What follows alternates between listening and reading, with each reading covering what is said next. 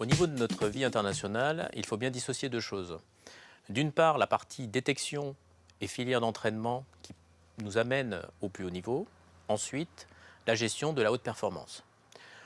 Premièrement, notre partie détection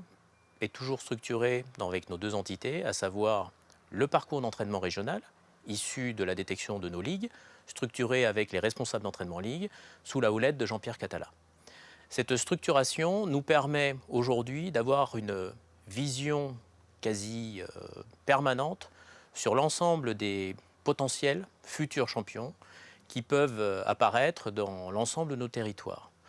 La structuration nous amène à avoir une gestion qui se fait de la structure club, ensuite par des stages régionaux, enfin avec un ensemble de suivis sur des mobilisations qui se font sur un ensemble de stages au niveau national, avec un brassage qui nous permet ensuite de constituer nos premières élites au niveau des catégories minimes, cadets, et ensuite au niveau de l'alimentation de nos équipes de France juniors. Cette structuration est excessivement importante et est dévolue depuis cette année par l'Agence nationale du sport sur un financement quasiment exclusif et autonome de la part de la fédération.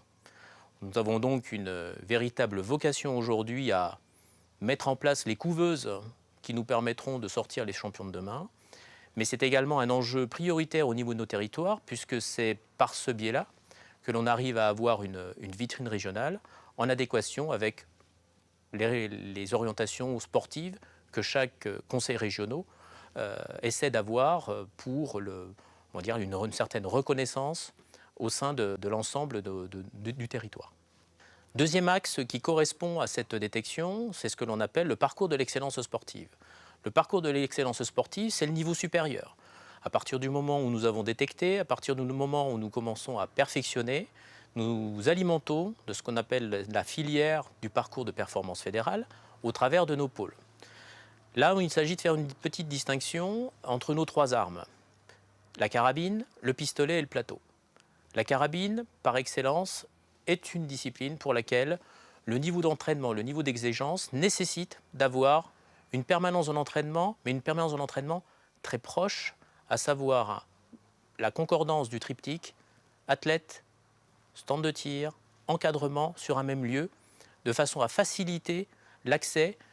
comme vous le savez, afin de pouvoir pratiquer notamment dans les trois positions qui correspondent aux exigences du programme international et olympique. De la même façon, lorsque l'on s'intéresse au pistolet, nous avons besoin d'avoir une permanence d'entraînement, mais une permanence d'entraînement sur des sites qui peuvent être cette fois-ci un petit peu plus éclatés, puisque quand on tire de la vitesse olympique, nous ne sommes pas tout à fait dans le même registre que l'on peut avoir avec le pistolet 25 mètres dames ou également le pistolet 10 mètres. Donc là, nous avons des positionnements notamment sur l'INSEP, sur Bordeaux, au niveau de nos pôles élites, mais ensuite au niveau de Strasbourg et de Wattignies au niveau de nos pôles France jeunes, afin d'avoir la filière du haut niveau qui se structure, issue de nos territoires, et pour laquelle nous alimentons cette fois-ci non plus nos collectifs minimes, cadets et pré-juniors, mais véritablement sur l'élite junior qui devra ensuite alimenter nos collectifs seniors. Au niveau plateau, l'expérience qui avait été lancée il y a un peu plus de 5 ans sur l'implantation d'une section plateau au niveau du pôle de Bordeaux est une réussite. Elle est une réussite pour deux raisons. La première raison, c'est là aussi une permanence, de proposer une permanence d'entraînement au quotidien à des jeunes pour lesquels il était relativement compliqué de s'entraîner dans des conditions demandées ou requises pour atteindre l'atteinte du plus haut niveau dans les conditions olympiques, à savoir donc la fosse olympique, le ski olympique, et il faut des installations dédiées pour cela, mais également par rapport à l'habitude d'entraînement et de gestion du double projet. Je dis l'habitude de l'entraînement, non pas que nos tireurs plateau ne s'entraînaient pas, bien au contraire, ils s'entraînaient également beaucoup, mais de façon beaucoup plus extensive. Et le côté extensif fait qu'effectivement, ça ne nous permettait pas de rationaliser les moyens, de rationaliser le temps et surtout de rationaliser aussi les contenus pédagogiques. À partir de ce constat qui avait été établi, l'expérience donc bordelaise avec la convention mise avec le club de Cestas nous permet aujourd'hui d'avoir un retour d'expérience assez intéressant et il conviendra dans les années futures de pouvoir peut-être développer d'autres structures à d'autres endroits. Au niveau de nos disciplines mondiales, l'enjeu sera le même que pour nos disciplines olympiques, à savoir un degré d'exigence élevé dans les modalités de sélection, mais également dans notre capacité à gagner. Aujourd'hui, il n'est plus raisonnable d'envisager d'envoyer structurellement et de façon systématique des équipes complètes dès lors qu'elles ne sont pas compétitives au niveau international. Cette politique, qui a été déjà enclenchée depuis les 4 dernières années, sera prolongée un petit peu dans la suite logique de ce qui nous est demandé au niveau de l'Olympique et du Paralympique. Notre capacité à gagner est prouvée, nous le savons très bien, que ce soit dans les armes anciennes, que ce soit à la silhouette métallique, à l'arbalète, au bench rest, mais également au tir sportif de vitesse.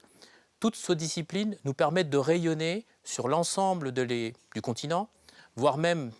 au niveau de la planète, lorsqu'il s'agit de montrer le savoir-faire français au sein de l'ensemble de ces épreuves. Néanmoins, je le répète, il s'agit de montrer sa capacité à briller en individuel prioritairement avant de pouvoir le faire en équipe. Donc là aussi, une finesse de grain assez importante est demandée à l'ensemble de nos équipes d'encadrement, mais également à l'ensemble des CNS, afin de pouvoir lire, d'avoir une lecture de la concurrence internationale et de pouvoir nous mettre en adéquation avec cette concurrence internationale au vu de la sélection et des critères que nous devrons mettre en place sur les 4 prochaines années.